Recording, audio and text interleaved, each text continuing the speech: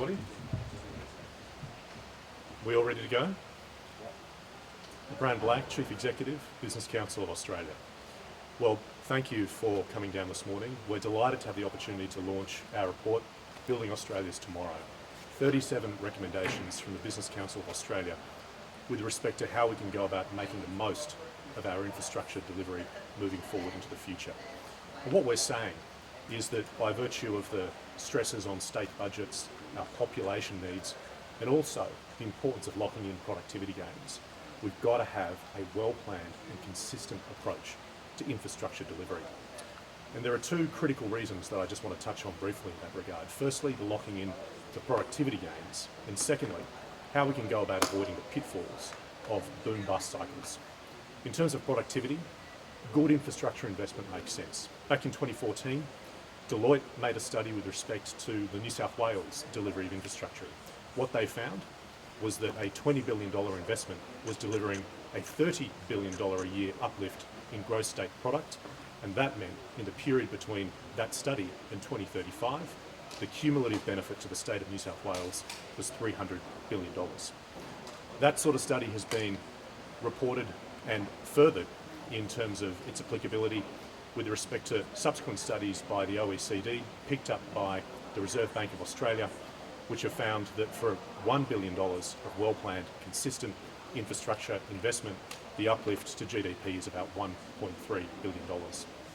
In terms of that point that I made about the boom-bust cycles, what we see at the moment is that our infrastructure delivery in Australia is coming off a boom of about 2.2% of GDP. It's heading down towards about 1.5%. We've seen in the past that those busts have come through at about 1.1% of GDP. We're not saying, the Business Council is not saying, that we need to consistently ensure that our infrastructure delivery is at those heights of 2.2%. But we are saying that if you have a consistent approach, whatever that figure might be, then you avoid the pitfalls. And the pitfalls are pretty clear. You lose skills.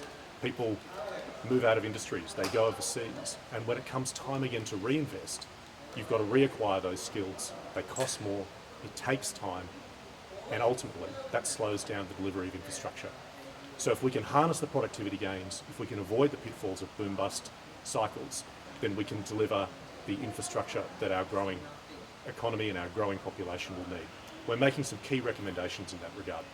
They cover three key areas: how we go about making sure infrastructure delivery is well planned, how we go about making sure it's productive, and how we go about making sure it's innovative. And critically, some of those recommendations include, first and foremost, continuing to back the important role played by agencies like Infrastructure Australia, what we can do to support the role of the private sector through asset recycling and arrangements that see joint co-investment through public-private partnerships. Beyond that, we think it's critical that we tackle planning reform through the EPBC process. Obviously, that is such a key focus for us here in Canberra today, but it's a focus because it matters. It's been described as the single greatest impediment to the green energy transition, but it's not just the green energy transition. It's projects, major projects right across our economy that require EPBC reform right now. And we also say it's critical that we take a more productive approach to industrial relations in the construction sector. Productivity in the construction sector has gone backwards by 10 points in the last 10 years. Across the rest of the economy, it's gone forwards by about 10 points over the last 10 years. What we're saying is the big part of that is the role of unions like the CFMEU. We have to have a Royal Commission in relation to CFMEU. We have to re-establish the building code. We have to put in place a body like the ABCC or similar. If we can take these types of steps, then we can harness the productive potential of infrastructure right across our economy, and in that, help secure the future for our growing population. Very happy to take questions. What are the main issues? Do you have any concerns with the draft bill that the government has circulated on reforms to the EPBC? We do have concerns, but I will say right from the outset that we've been extremely pleased with the very consultative and very engaging approach that Minister Watt has taken in terms of the progression of the reforms so far. But in terms of what we've seen so far, in terms of drafting, we do have concerns. Those concerns relate to matters like the definition of unacceptable impacts and net gain, the powers of the CEO of the EPA with respect to stop work orders, the circumstances in which disclosures with respect to emissions are relevant to assessments, and of course, the fundamental point for us is how we can go about ensuring that at the end of the day, there is a more streamlined, faster and more certain approach to assessments of applications. That's what business is looking for. Mr. Black, you outlined a range of concerns there. What I'd like to know is, does the BCA support the Coalition's request to Minister Watt to split the bill and to pass one tranche of legislation that deals specifically and only with approvals, because that would leave the environmental element of the form with extra controls potentially on projects on the environment side of the bill? Would you support that move? And if not, what are your concerns? So firstly, I'd like to say that we welcome the fact that the Coalition is very strongly focused on trying to make sure that we deliver outcomes here that generate that certainty that I just mentioned, that business is looking for. That's absolutely key, and we're pleased that the Coalition has that focus. What we've always favoured, and what we continue to strongly favour, is a single, holistic approach to looking at these reforms, because what we want to see is scope to look at all the different considerations that need to come into play, all the different arguments and all the different policy levers that can and need to be pulled, both in terms of supporting the interests of business, but also supporting the interests of the environment. At the end of the day, our view is that we need to deliver an outcome that has longevity, and that means getting the balance right. And to get that balance right, everything needs to be on the table. Do you want Susan Lee to remove her demand to split the bill? As I say, for us, we favour having everything on the table at the same time, and we think that that approach assures us the best basis for getting the right balanced outcome that ultimately secures benefits for the environment and for business. Would it worry you if the Coalition was too obstinate and then Labor was forced into a position where they felt they had to do the correct? Would that worry you? We are very firmly of the view that there is a window open now for reform. It is a window that people have been called to have opened for a long time now, and it's because the system as it stands doesn't deliver for the environment, and it certainly doesn't deliver for business. From an environmental perspective, the sluggishness of the process within the EPBC is being used as a proxy for environmental protection.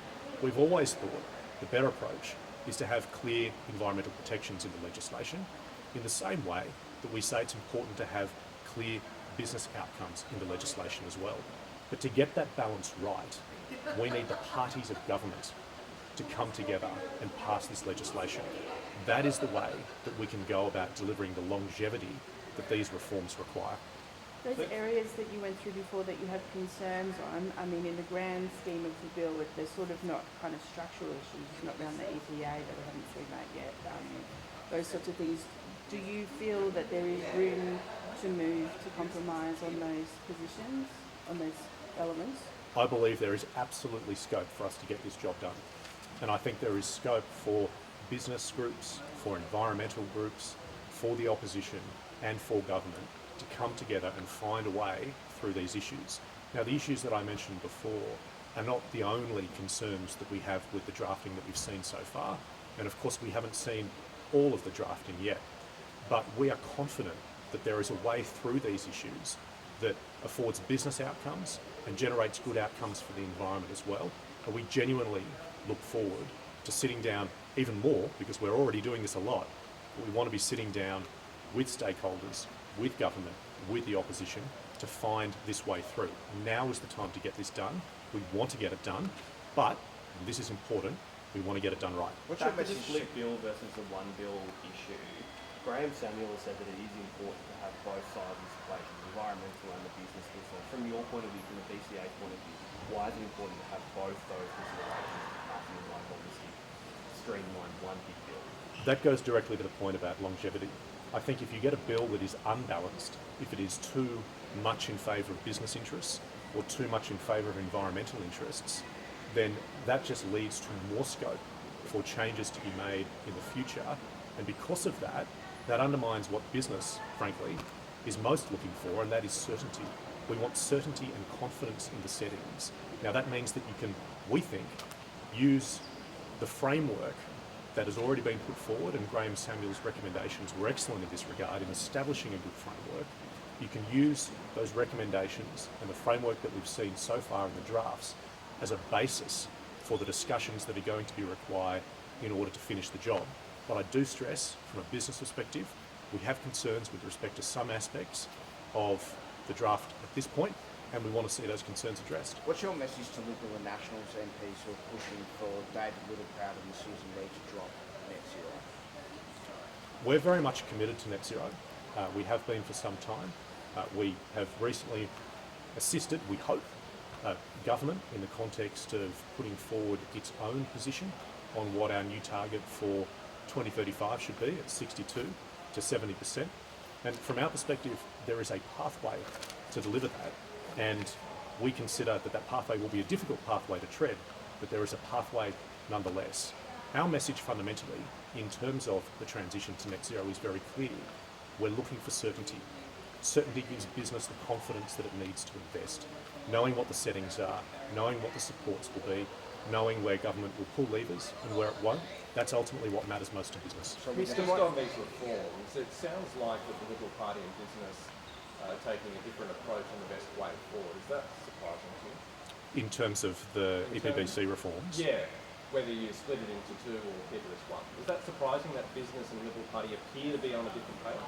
look, I'll leave it to others to comment on the politics. From our perspective, we're just very clear on what the position is that we think will ultimately deliver the best outcomes, and that's by having everything on the table at the same time. Mr. Blacklock, in the past term of government, the Dutton opposition ignored the BCA and MCA's desire for the Liberal Party at least to work with Labor to pass Tanya Plibersek's reforms that were similar but not the same as these ones on the table now. Have you spoken to Angie Bell or Susan Lee recently about the BCA's desire to pass one contiguous bill through, with the coalition? It's a good question because I think it's important to draw a distinction between the reforms that were on the table last year and the reforms that we're looking at now.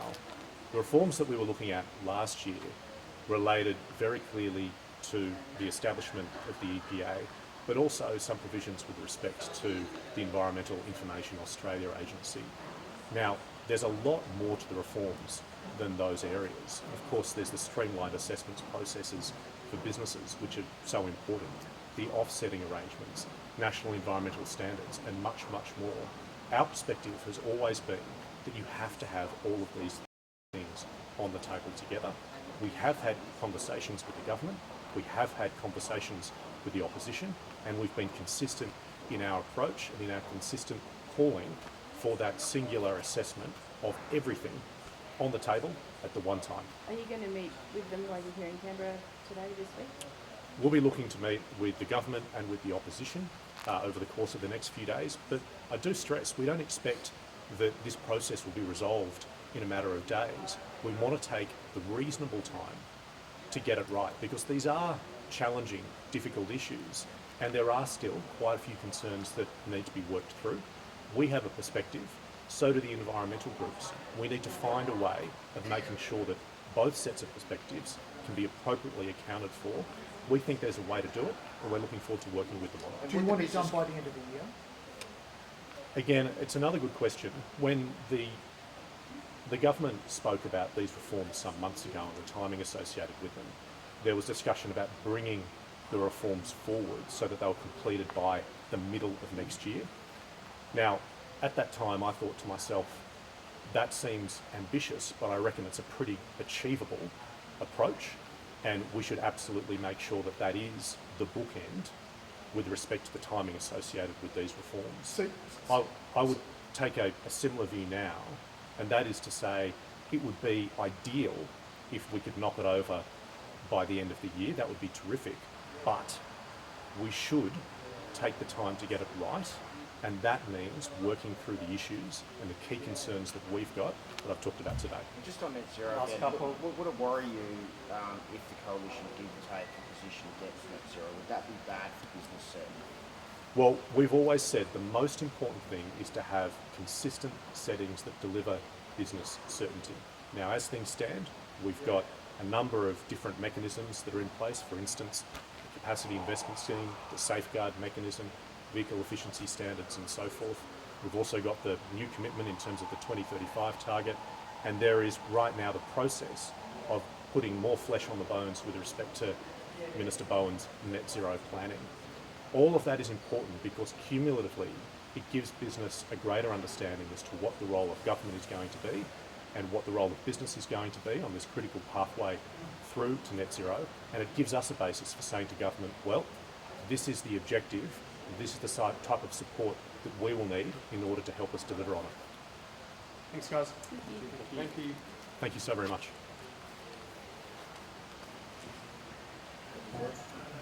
Yeah.